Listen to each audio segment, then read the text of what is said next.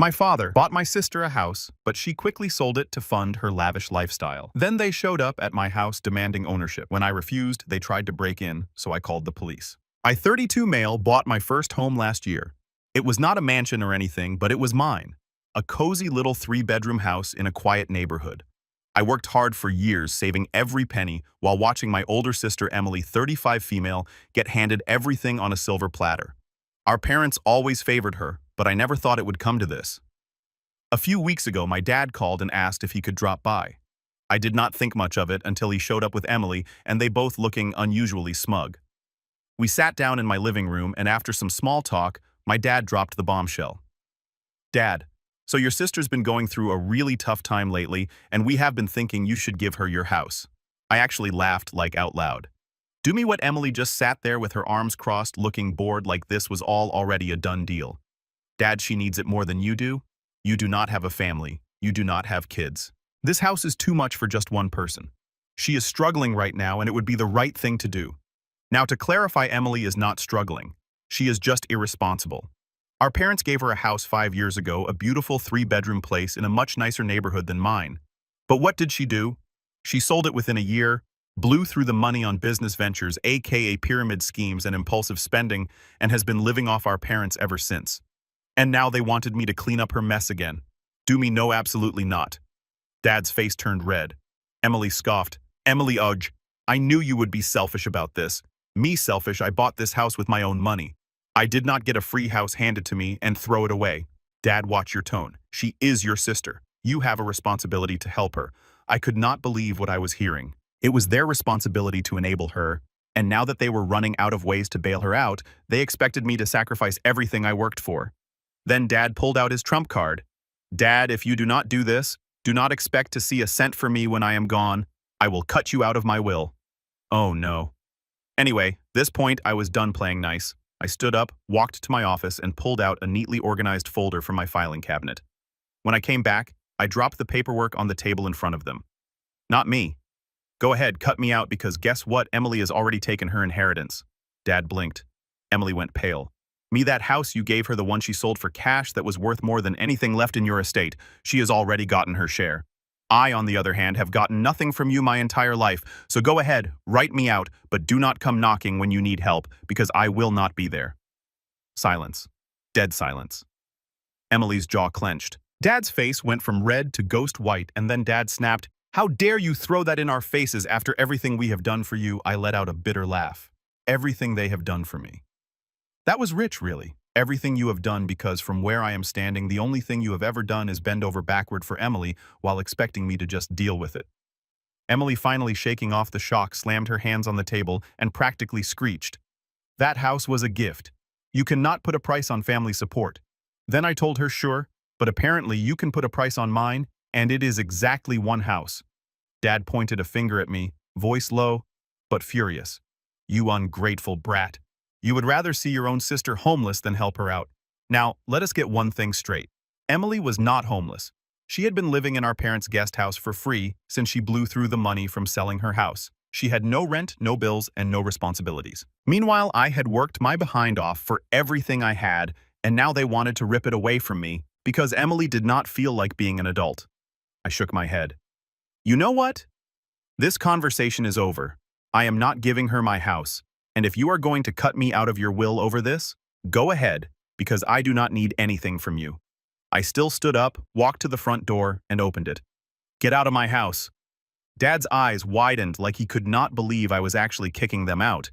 "You cannot be serious. Dead serious. This is my house, and I am done with both of you." Emily got up in a huff, grabbing her designer handbag probably bought with Dad's money, and stormed out first. Dad hesitated for a moment as if expecting me to back down. But when he saw that I was not budging, he finally muttered something about me being a disappointment, and followed Emily out the door. I shut it behind them and locked it. I wish I could say that was the end of it, that they saw reason and left me alone, but no. The real war was just beginning, because a few days later I found out that Dad was not just cutting me out of the will, he was trying to take my house. A few days passed, and I thought that was the end of it, that I had finally shut the door, literally and figuratively, on my father and Emily's entitlement. I was wronged. It started with a phone call from my realtor. "Hey, I just got a weird inquiry about your house. Someone claiming to be your father asked if the property title was in your name or still under family ownership. I nearly dropped my phone. Family ownership. What the heck was he talking about? I reassured my realtor that the house was 100% mine and hung up, but something felt off. Why would my dad, who had no financial stake in my home, be sniffing around like this? Then that very night, I got a notification from my security cameras. Motion detected front door. My stomach dropped. I pulled up the footage on my phone and there they were. Emily and my dad standing on my front porch with a locksmith. I immediately turned on the microphone function and spoke through the camera. "Can I help you?" The locksmith literally jumped when he heard my voice, looking around in confusion. My dad, however, did not even flinch. "We are just checking something, son. Do not make this difficult." Emily was smirking, arms crossed like she had already won. "Checking what exactly?" I asked. The locksmith hesitated. They said they were the owners, that they lost their keys and needed the locks changed." Oh, heck no!" I quickly grabbed my car keys and sped home. I was furious. If I had not gotten that notification, I do not even know what I would have come back to. Would they have moved in, changed the locks, throw my stuff onto the street? When I pulled up, the locksmith was still standing there awkwardly, clearly realizing he had been lied to. I said, "You do not live here, and you sure as heck do not own this house." The locksmith looked at me, then at my dad, then back at me. Locksmith then asked me, "Sir, do you have proof of ownership?" I pulled out my phone and opened my property deed. This is my name on the title, not his, not hers. Fine. The locksmith immediately stepped back and muttered an apology. Dad, however, was not backing down. He said, "You have no right to treat me like this. I raised you. I provided for you, and this is how you repay me." I chuckled. "By stopping you from committing literal fraud?" "Yeah, I guess so." Emily groaned, clearly losing patience. "Dad, let us just call the cops. He cannot just kick us out of our own house." I laughed like full-on bent-over wheezing laughter. "Your own house? You really believe that?" She shrugged. Dad said it is still technically the family, and there it was, their real plan. I am my father. This man who spent my whole life favoring Emily, handing her everything while giving me nothing, actually thought he could just wish my house into existence as family property. At this point, I was done being polite. That I said, "All right, let us call the cops." Dad and Emily froze. That I laughed. "Oh, what is wrong? I thought you wanted to call them. You think they will agree with you, that they will just kick me out of my own home?" Dad's eyes darted toward his car, clearly debating whether he should just leave. But Emily, she doubled down. "You cannot prove this house was not meant for me. Dad said he always planned for me to have it." Oh, that was cute. I pulled out my phone, tapped a few times, and pulled up the emails from my bank. Oh, really? Because according to my mortgage records, I took out a loan, and according to my closing documents, I signed the deed, and according to this wire transfer, I made the down payment. Not you, not Dad, me. Emily's mouth snapped shut. I added, "So please call the cops. I would love for them to hear you try to explain how you are entitled to a house you have absolutely no legal connection to." Dad grabbed Emily's arm. "Let us go." Emily hesitated, but Dad yelled now. They stormed off. Emily seething, Dad muttering something under his breath. I stood there, arms crossed, watching them drive away as their car disappeared down the street. I took a deep breath, trying to calm the rage boiling inside me. Then I turned to the locksmith. He was already loading his tools into his truck, clearly eager to get the heck out of there. "Not so fast. Hey, we need to talk." He flinched, but tried to play it cool. "Look, man, I did not know. You did not know. That is your excuse." He sighed, rubbing the back of his neck. "They told me it was a family home, and that they had lost their keys. It happens all the time, people get locked out." I cut him off. "And you did not think to check? No ID, no proof of ownership. Just some random guy saying, 'Yeah, I totally own this place,' and you are ready to start drilling?" He had the nerve to look annoyed. "Look, I do not need this. I did not even start working yet." "Oh, heck no. You showed up at my house? You pulled out your tools?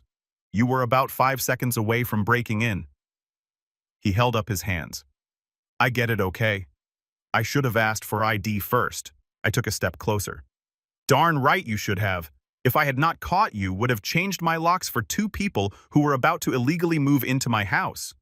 He sighed loudly like he was the one being inconvenienced. "Fine, I will be more careful next time." "Are we done?" I narrowed my eyes. "Not even close. Give me your business card." That got his attention. Why? Because I want the name of the company that almost helped my dad commit fraud. His jaw tightened. Come on, man, I did not know. I was just doing my job. And your job requires verifying ownership before drilling into someone's door right silenced. I held out my hand. The card now.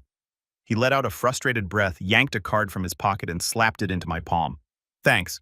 Oh, and by the way, if I ever catch you trying to break into my house again, I will not just be having a conversation. I will be calling the cops. He muttered something under his breath, climbed into his truck, and peeled out of my driveway. I looked down at the card. Time to make some phone calls. I walked back inside, still gripping the locksmith's business card. My heart was pounding not from fear, but from sheer rage. Dad and Emily had actually tried to break into my house. Not just manipulate, not just guilt trip. Breaking that I needed to make a few calls first. I dialed the locksmith company. A woman answered, sounding cheerful. Thanks for calling, company name, how can I help you? Yeah, I need to file a complaint.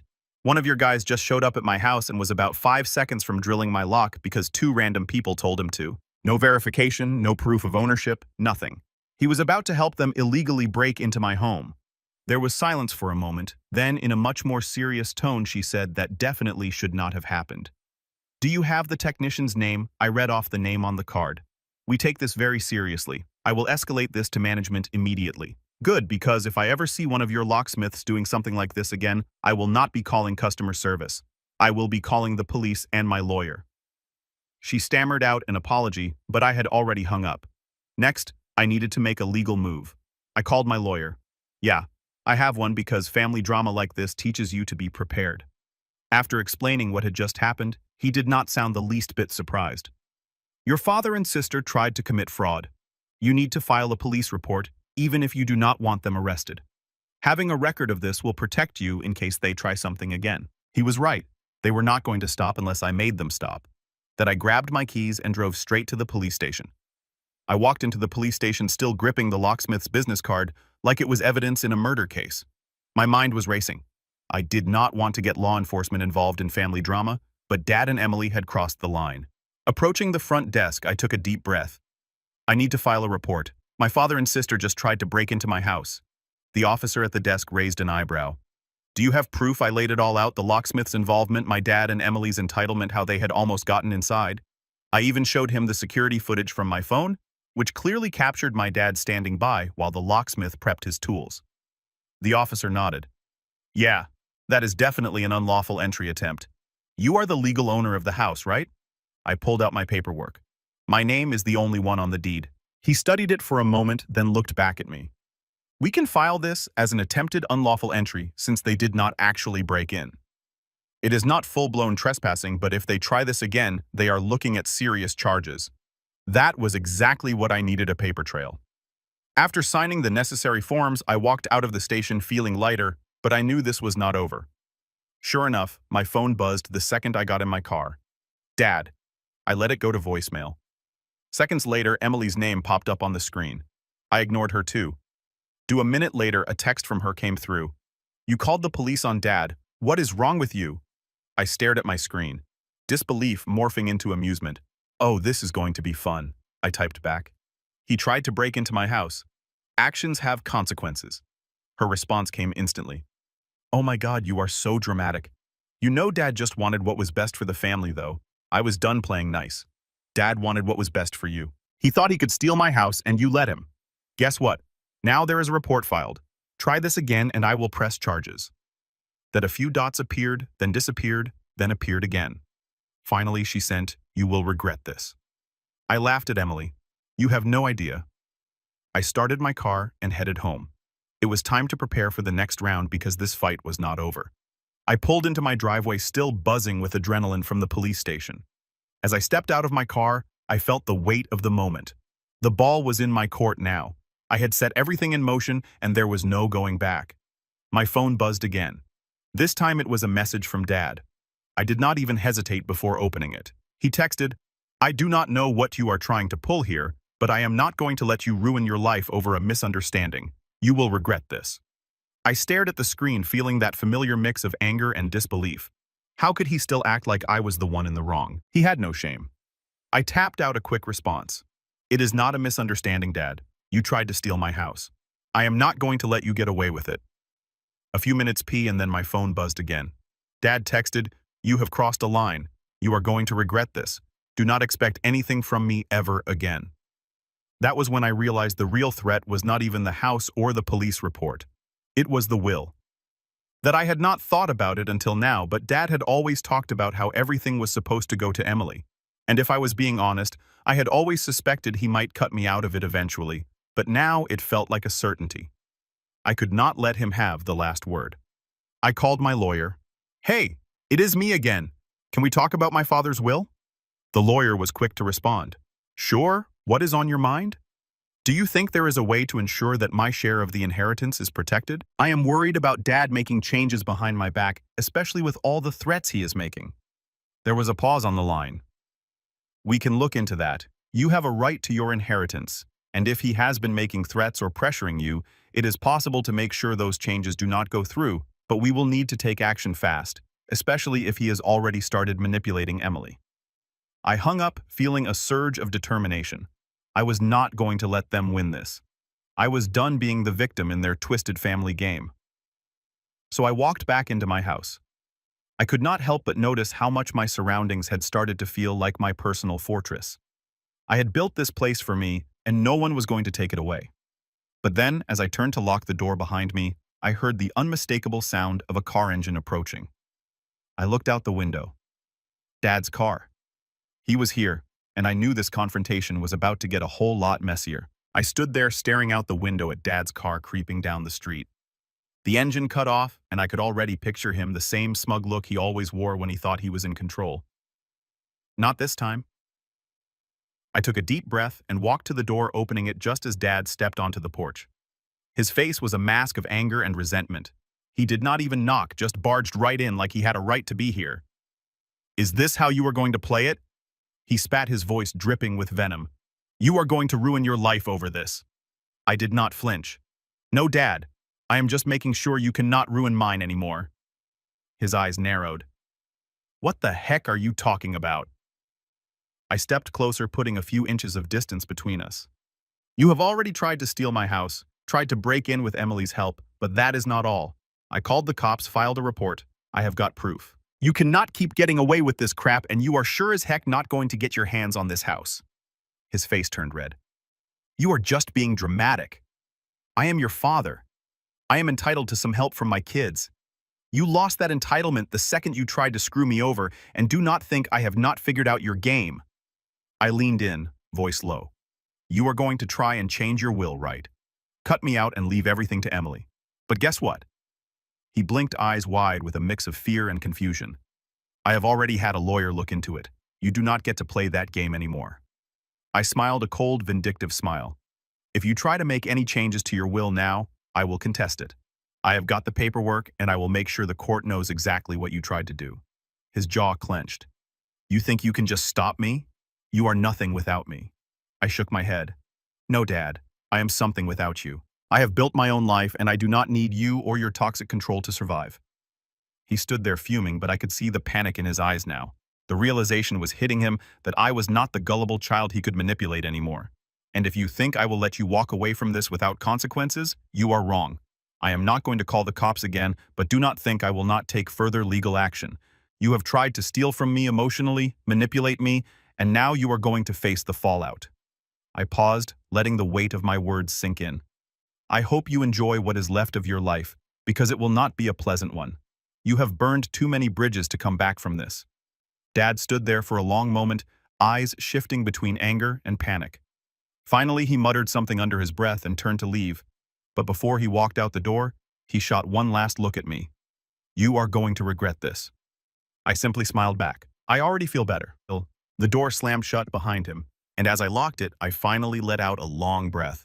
It was over. The revenge. The sweetest revenge was not in the dramatic confrontation or the threats. It was in the freedom to know I was no longer under his thumb. He tried to ruin my life, and now I was making sure he never got the chance to do it again. And that is how I finally took control, how I made sure that for the first time in my life, my father would not get away with his entitled, manipulative behavior. The house was mine, the will was safe, and for the first time in a long time, I felt like I was truly free.